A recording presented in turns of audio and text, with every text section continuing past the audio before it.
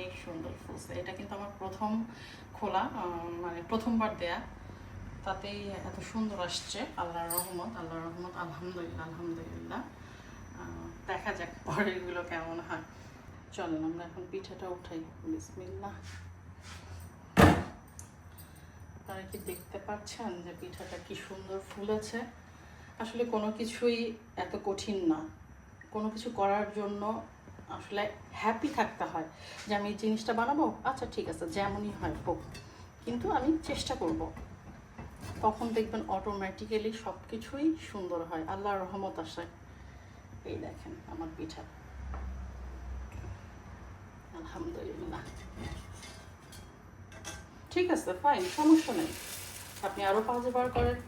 একবার যে ভুলটা করছেন আপনি নিজেই বুঝে যাবেন যে আমি এই ভুলটা করছি, ওকে, তাইলে আমাকে এই জায়গাটা আবার সংশোধন করতে হবে, তাই না? তখন দেখবেন অটোমেটিক্যালি আপনি নিজেই বুঝে গেছেন যে এর পরের ধাপে আমাকে কি করতে হবে।